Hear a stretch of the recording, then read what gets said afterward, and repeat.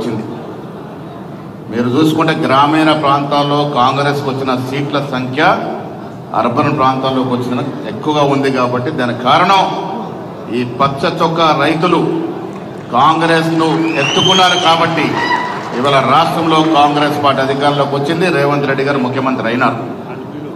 ఇది ప్రజల ప్రభుత్వం, ఇది రైతుల ప్రభుత్వం, రైతుల కోసం పాటుపడుతున్నాడు ప్రభుత్వం. దానికి తార్కాణమే ఇవాళ పెద్దలు తుమ్మల నాగేశ్వరరావు గారు ఇవాళ రైతు సదస్సు ఏర్పాటు చేసి మీ అందరికీ సదస్సులో పాల్గొనే అవకాశం ఇవ్వడే కాకుండా అధునాతన శాస్త్ర సంకేతపరమైనటువంటి పరిజ్ఞానాన్ని మీకు పంచాలని వైస్ ఛాన్సలర్లు, సైంటిస్టులు, అధికారులు, ఉన్నతాధికారులందరూ కూడా ఇక్కడ రప్పించి మీ అందరికీ కూడా ఏదో క్లాసెస్ ఇచ్చి ట్రైనింగ్ ఇప్పించేటువంటి ప్రయత్నం చేస్తూ ఉన్నారు తుమ్మల నాగేశ్వరరావు గారు. నేను పొద్దున్నే కోరుతా ఉన్నాను, మంత్రులు ఎమ్మెల్యేలు విదేశాలకు పోవడం కాదు, రైతుల్ని తీసుకెళ్ళండి. మంత్రి గారు విదేశాలకు తీసుకెళ్ళండి రైతుల్ని. కొంతమంది సెలెక్టెడ్ రైతులు విదేశాలకు తీసుకెళ్ళి అక్కడ కూడా పరిజ్ఞానం ఇచ్చే ప్రయత్నం చేయాల్సిందిగా అది మీ వల్లే అవుతున్నటువంటి మాట కూడా ఈ సందర్భంగా మనవి చేస్తా ఉన్నాం. మిత్రులారా, పెద్దలు జూపల్లి గారు చెప్పినట్టుగా 10 ఏళ్లలో ఈ రాష్ట్రాన్ని అప్పుల పాలు చేసి 6.5 లక్షల కొత్త అప్పు తెచ్చి మొత్తం 7.5 లక్షల కోట్ల అప్పు మన నెత్తిన పెట్టిపోతే కూడా ఆర్థిక నిర్బంధం విపరీతంగా ఉన్నా కూడా కాంగ్రెస్ ప్రభుత్వం, ముఖ్యమంత్రి రేవంత్ రెడ్డి గారు 6 గ్యారంటీలతో పాటు మీరు కోరుకొని సన్నబియ్య స్కీమ్ కూడా పెట్టినటువంటి ఘనత ఇవాళ రాష్ట్రంలో కాంగ్రెస్ ప్రభుత్వానికి. పేద ప్రజలు కూడా ధనికుల వల్లే సన్నబియ్యం తినాలి, ఫైన్ క్వాలిటీ రైస్ తినాలని ఉత్తమ్ కుమార్ రెడ్డి గారు ప్రణాళిక రచించి ఇవాళ సన్నబియ్యాన్ని ఇస్తున్నటువంటి సందర్భం. సంవత్సరాల క్రితం ఉచిత మహిళా బస్సు నుంచి మొదలుకొని ఇలా రైతు బంధు కావచ్చు, రైతు బోనస్ కావచ్చు, ఇవాళ వస్తున్న సన్న బియ్యం కావచ్చు, రేపు ఇయ్యబోయే ఇందిరం ఇల్లు కావచ్చు, చక్కెర కార్డులు కావచ్చు, ఇవన్నీ కూడా ప్రజల ఆశలు ఆకాంక్షలకు మేరకు జరుగుతూ ఉన్నాయి. ఎవరెన్ని చెప్పినా, ఎంత కష్టం ఉన్నా నష్టం ఉన్నా మీకోసమే ఈ ప్రభుత్వం పనిచేస్తుంది. ఇంకా 3.5 సంవత్సరాల్లో మేము ఇచ్చిన ప్రతి హామీని మీకు చెరవేర్చి మా మాటను నిలబెట్టుకుంటాం.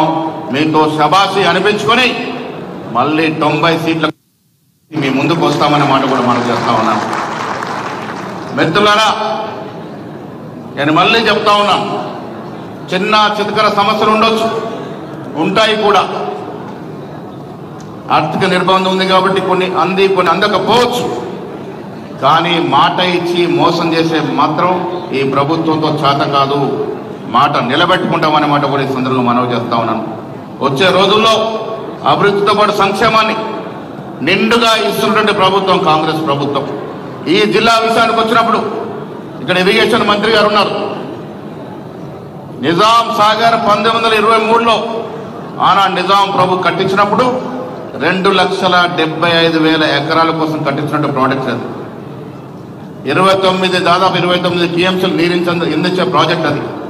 క్రమేణా సిల్ట్ వచ్చి, ఇసుక వచ్చి, మట్టి పెట్టి దాదాపు 17 టీఎంసీలు అరించకపోతే 11 టీఎంసీలకే వచ్చినప్పుడు 1970లో ఆధునీకరణ చూసి 2 మీటర్లు ఎత్తు పెంచడం వల్ల మళ్ళీ ఒక 12 టీఎంసీ నీరు తెచ్చుకోగలిగినాం. పెద్దలు ఇక్కడ ఉన్నారు, మంత్రి గారు, మీకు విజ్ఞప్తి చేస్తా ఉన్నాను, ఎంత వ్యయమైనా ఎంత ఖర్చు అయినా మీరు ఇవాళ వాగ్దానం చేయాల్సిందే. నిజాం సాగర్ ప్రాజెక్టుని డీసెడిమెంటేషన్ చేయండి. తద్వారా ఇంకొక 1,00,000 ఎకరాలు నీరు అందించే అవకాశం వస్తుంది.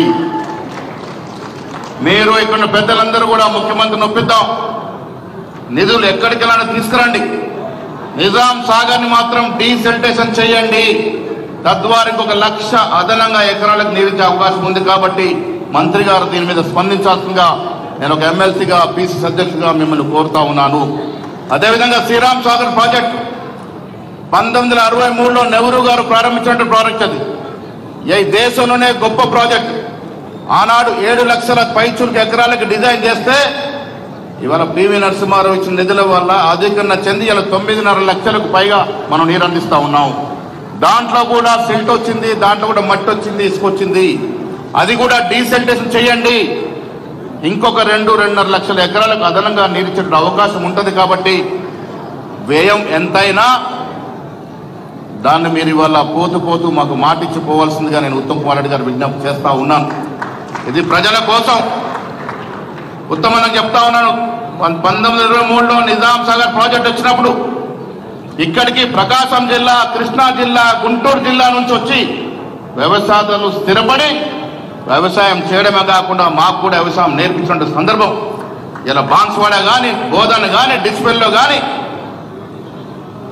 ఆంధ్ర రైతులు వచ్చి స్థిరపడినారంటే ఆనాడు యొక్క నిజాం సాగర్ యొక్క గొప్పతనం. ఎవరు?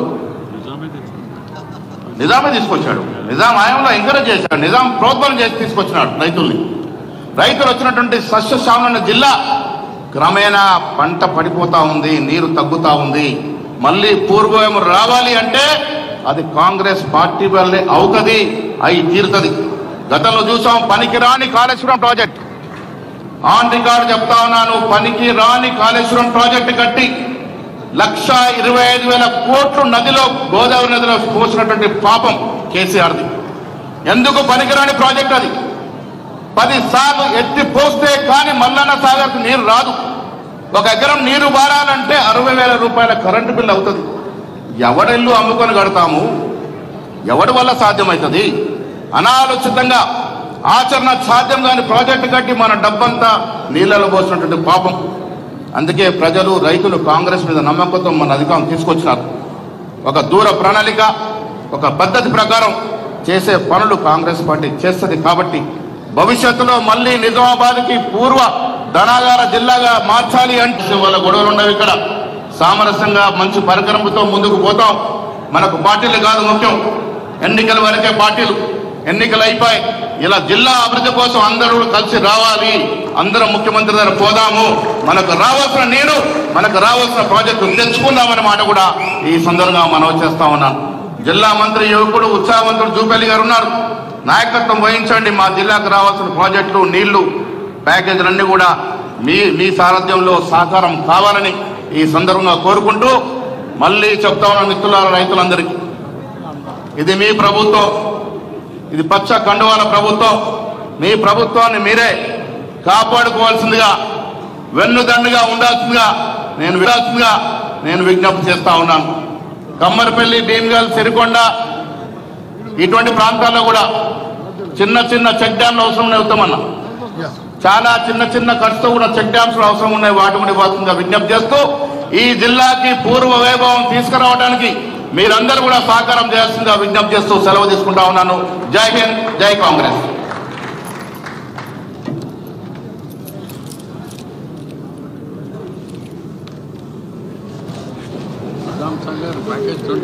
ధన్యవాదాలు సార్. నేను ఇప్పుడు శాంతరంగా ఆహ్వానిస్తున్నాను.